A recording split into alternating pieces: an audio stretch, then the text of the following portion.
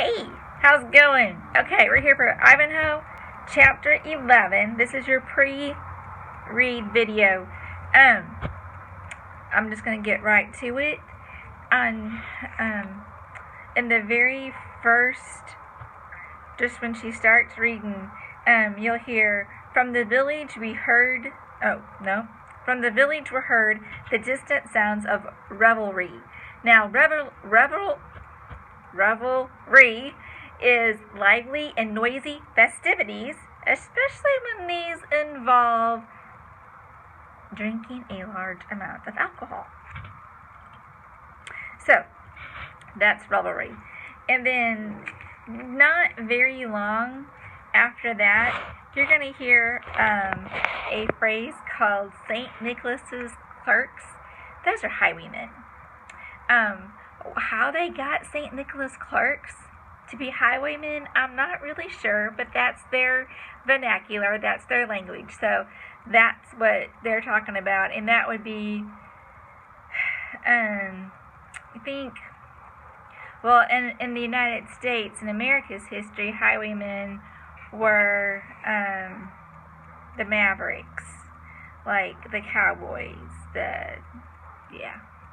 Okay, so, on 126, okay, that's later, okay, cudgel playing, you're going to hear a reference about cudgel playing, and that is playing with cudgels, and cudgel is a weapon.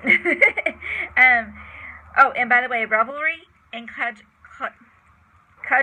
are two of your vocabulary words, and I don't even remember if I gave you vocabulary words and spelling words that are different this time or not. I'll have to look in just a moment. But cudgel playing is a sort of, a cudgel is a short, thick stick used as a weapon. Cudgel play was fighting with cudgel sticks. It's not really play. It's really not. It's a duel, sort of, with these cudgel sticks. There's a reason. Either both sides have something to prove. It would be like if you got in a fist fight, or if it's like a taekwondo match or a sword fight. There's something to prove by both people. So it's really not play. It's really not play. Even though cudgel playing is what they call it, it's a duel. It's a joust, basically. No horses, no lances, but these short, thick sticks that they're going to hit each other with. But Sir Walter Scott, I almost said Sir Ivanhoe. Sir Walter Scott gives a great imagery, and you can just see it happen in your mind's eye as you read it, as you listen. Let's see, and then you're going to hear that two of these highwaymen escorted the disinherited knight's squire, I think is what he's called, back to the area of the list, or not quite to the list. It's this eminence.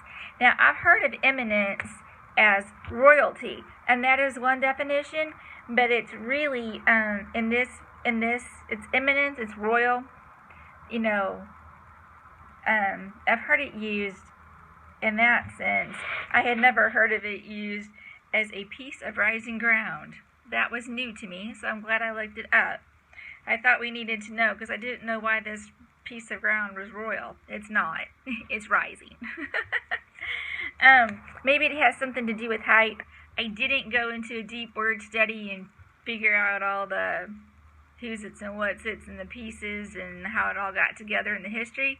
I'm just saying eminence in this case means rising ground. Okay. And then, of course, nocturnal is happening at night. It's either done, occurring, or active at night. And I figured you probably knew that, but I thought it would be good to throw it in. Sometimes I know a definition to one of these words that I give you, but if you were to ask me, I wouldn't be able to verbalize it. So that's why you get some of your words. Is one reason why you get some of your words is it has to do with the importance of the story and everything knight and chivalrous and all that, and you need to know those. Sometimes you get a word because Nana didn't know the meaning of it, and sometimes you get a word that I know the meaning, but I couldn't explain it, and so maybe you couldn't either, and so maybe this will help give you some words to express what that word means. Okay, so, and then I thought it was very curious when they're talking about errant and errant. So, those are both your spelling words, I remember that, and your vocabulary words. It's errant, A-R-R-A-N-T, which is complete and utter. So they talk about, Sir Walter Scott talks about errant thieves. So complete and utter thieves are errant, erring or straying from proper course or standards, knights.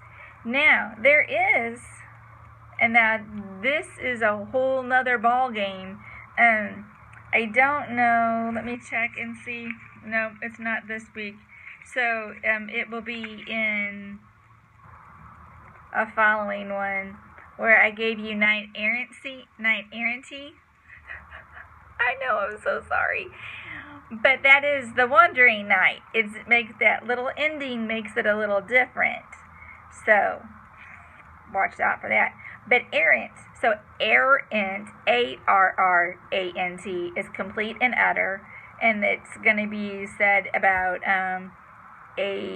errant thieves, or errant thieves, so complete and utter thieves, or it's going to talk about errant as an E-R-R-A-N-T, and that's going to talk about errant knights, errant squires, errant monks, errant minstrels, errant jugglers, and errant jesters.